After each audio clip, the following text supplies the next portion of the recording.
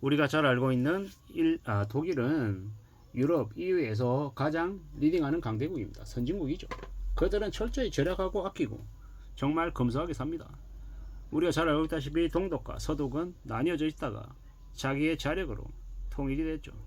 지금도 여전히 동독 사람들은 저소득의 이제 임금 노동자로 허덕이고 서독 사람들은 더욱 부유하게 산답니다. 뭐 오씨와 배씨라고 얘기할 정도로 동독과 서독의 그 지역 갈등도 심하다고 하죠. 결국 이제 독일의 모습을 보면서 우리는 앞으로 미래를 대비해야 될 것 같습니다. 앞으로 5년, 10년, 20년 안에 한국이라고 하는 나라도 북한 지역 진출을 충분히 생각해야 우리네 미래가 아마 보장이 될 것 같습니다.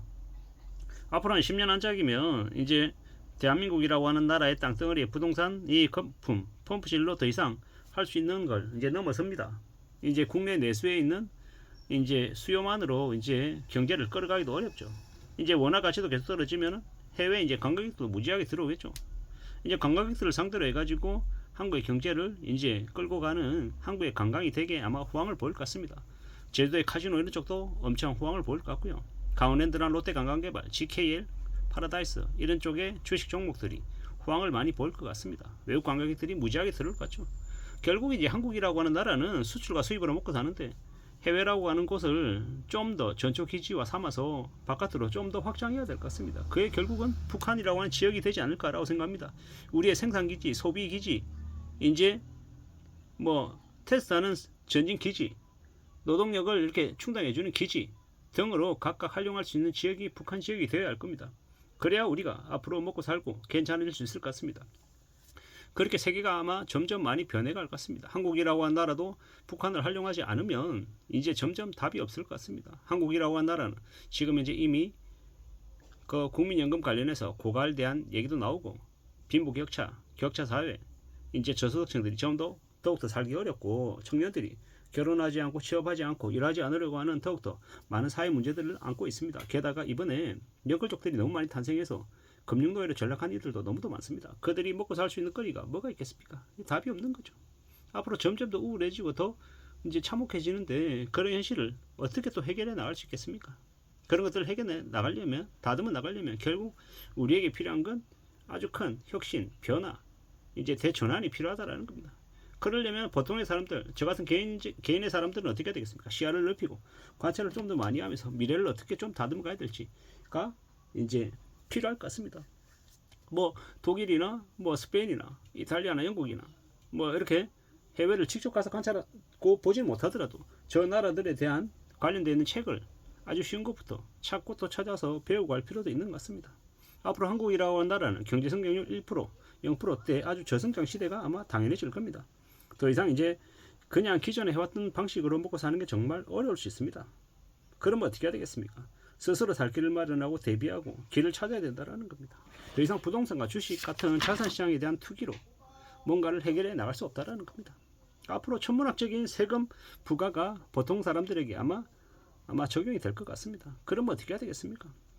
한국은 더욱더 살기 힘들어지고 더욱더 이제 암담한 현실이 당연해지는 거다라는 겁니다. 그러면 어떻게 해야 됩니까? 결국 정신 바짝 차리고 좀 더 세밀하게 삶을 대비하고 준비해야 될 것 같습니다. 다른 나라들이 어떻게 살아왔는지, 다른 나라들이 어떻게 세상을 또 헤쳐나가는지에 대한 공부도 대비도 더욱더 필요한 것 같습니다. 그런 것들이 되어야 우리는 우리대로 개개인들의 미래가 또 대비되기 때문입니다. 참 많은 생각들이 듭니다. 어떻게 살아야 되겠습니까? 사람이 사람을 사냥하는 게 지금의 시대입니다. 온갖 곳에서 다 사기치고 뒤통치려고 난리죠.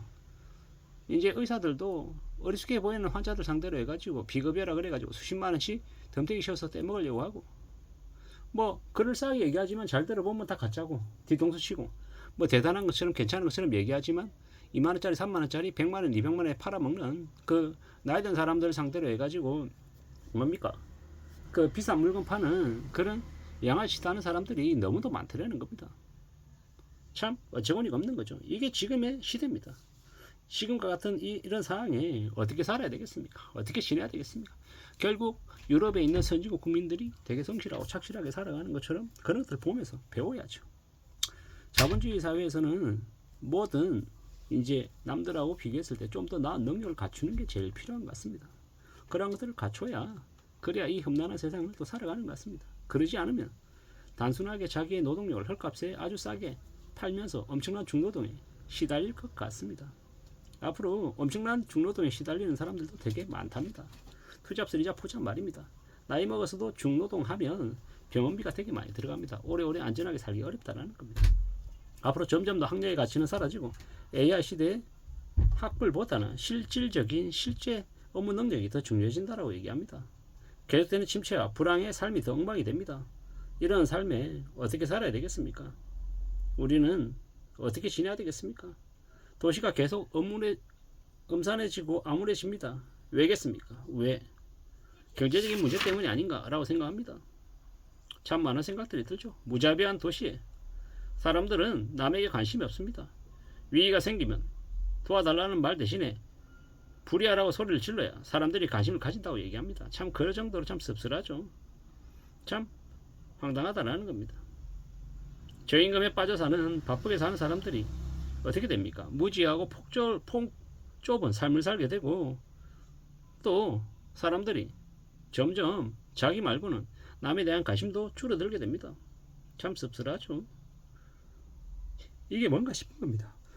앞으로 우리는요 더 살기가 힘들고 더 막막하고 더 어려워질 것 같습니다.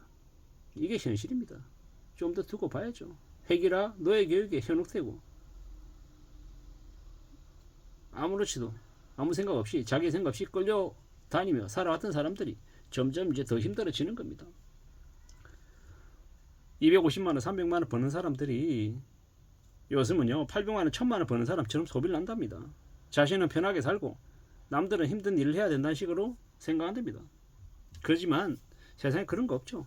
시간이 지나면 지날수록요 편하게 살려고 했던 사람들이 더 힘들고 어렵게 살 것이고 힘들게 기꺼이 어려움을 감수하고 살려고 했던 사람들이 아마 좀 더 편하게 살 수도 있을 거다라는 겁니다.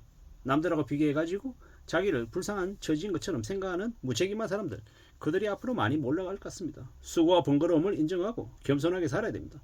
자신의 삶을 책임지고 자기가 했던 일에 대해서 겸허히 받아들일 줄 아는 사람, 책임감 있게 반성하며 사는 사람들, 그들이 삶을 더욱더 혁신시키고 변화시키고 기회도 가져가는 것 같습니다. 쉽게 살려고 해서는 안 되겠습니다. 남들이 어떻게 살든 말든 자기 인생을 좀 더 신중하게 소중하게 관리하고 다듬어 가는 게 필요한 것 같습니다. 먼 나라 이웃 나라인 다른 선진국들의 사람들이 어떻게 살아가는지를 우리는 잘 살펴봐야 되겠습니다. 그리고 그들을 통해서 교훈을 얻고 또 삶의 방식도 배워서 지금의 우리의 위기와 어려움을 또 잘 극복해 나가려고 애써야 될 것 같습니다. 무자비하고 잔혹한 이 도시에서 살아가는 보통의 소시민들이 어떻게 극복할 수 있을지를 잘 생각해야 될 것 같습니다. 이상입니다.